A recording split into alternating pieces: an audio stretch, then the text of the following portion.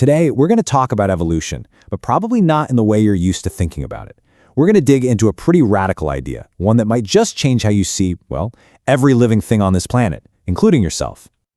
Okay, let's just jump right in with a kind of weird question that actually gets right to the heart of natural selection. Why does poop smell bad?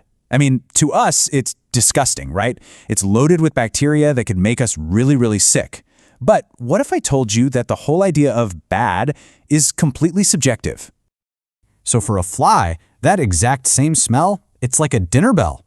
What we register as a big, flashing warning sign for danger, a fly registers as a delicious, nutrient-packed meal. The crucial takeaway here is that the smell isn't objectively bad. It smells bad to us because our ancient ancestors who were naturally repulsed by it stayed away from disease, survived, and passed that trait on. Flies who are attracted to it, they found food, survived, and passed their genes on. That right there is natural selection in a nutshell. Now, this all leads us to that classic phrase we all know, survival of the fittest. And it sounds so simple, right? The individuals that are best suited to their environment are the ones that survive. But this simple little phrase actually hides a huge and absolutely fascinating paradox. Think about it. If it's all about each individual fighting for its own survival, doing everything it can to reproduce, if it's all about being selfish, then how on earth do we explain self-sacrifice? Why would any creature ever do something that helps another at a cost to itself?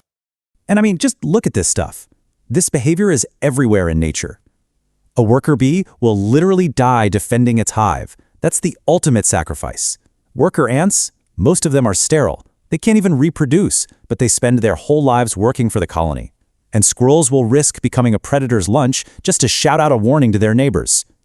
All of these altruistic acts seem to fly directly in the face of survival of the fittest individual. So what is the real unit of selection?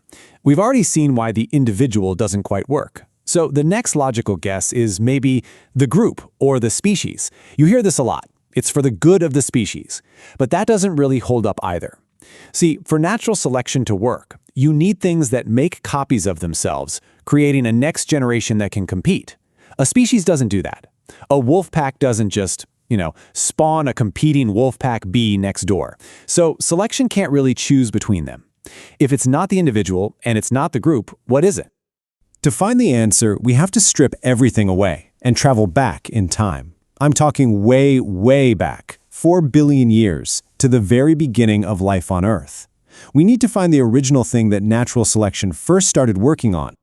So picture this, a primordial soup just full of simple little molecules.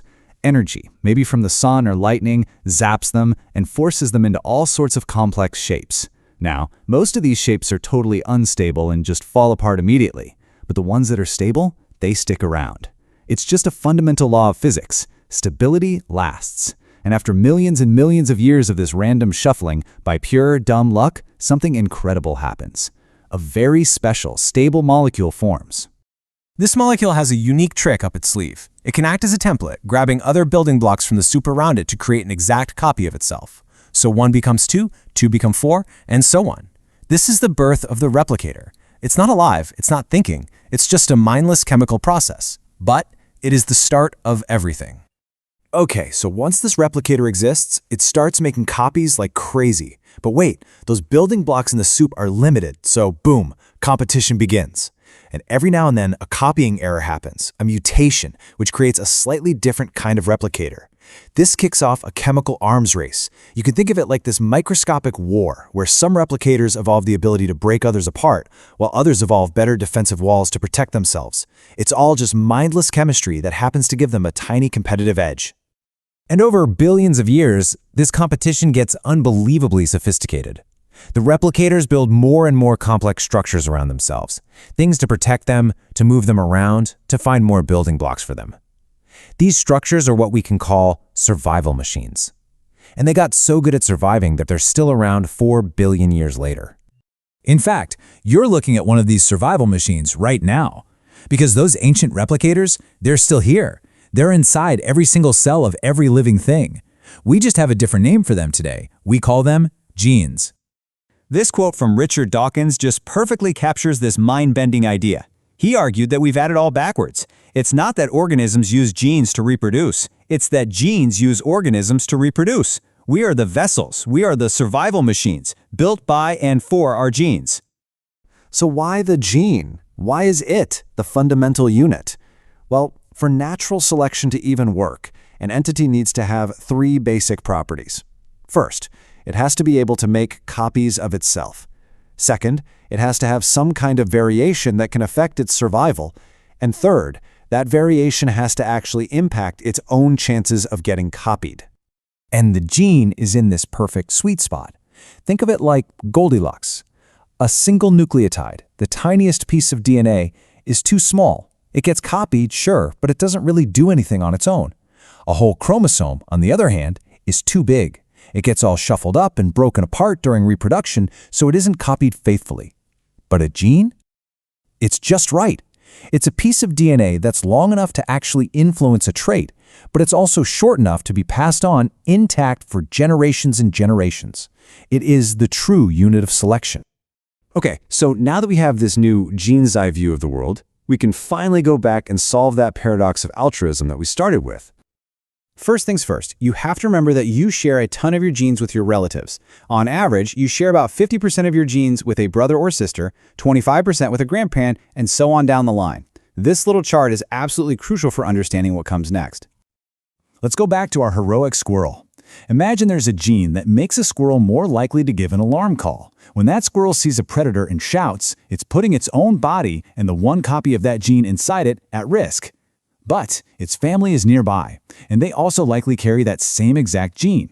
If the squirrel saves just 2 of its siblings, well, from the gene's perspective, it's basically broken even. If it saves 3, it's a net profit. So it looks like a selfless altruistic act from the squirrel is actually a selfish and winning move from the perspective of the gene. And this incredibly powerful idea has a name: kin selection. It explains how a gene can spread throughout a population by causing its host, the organism, to help its relatives, because those relatives are very likely to be carrying copies of the very same gene. The paradox is solved. So this selfish gene framework is an amazing tool for understanding things like altruism. But, and this is a big but, it's not the whole story. And it comes with some pretty unsettling implications, and some very valid criticisms that we really need to talk about. One of the biggest counterarguments is that not everything in evolution happens for a reason. Sometimes genes just get lucky. This is called genetic drift. So imagine you have a small population of beetles. Some are green, some are brown, but the color doesn't give them any advantage. Now, what if a rock randomly falls and squashes a few of the brown beetles? Well, just by pure chance, the green gene is now more common. It didn't win because it was better, it won because of a random accident. In small populations, this can be a huge deal, and it's something the gene's eye view can sometimes downplay.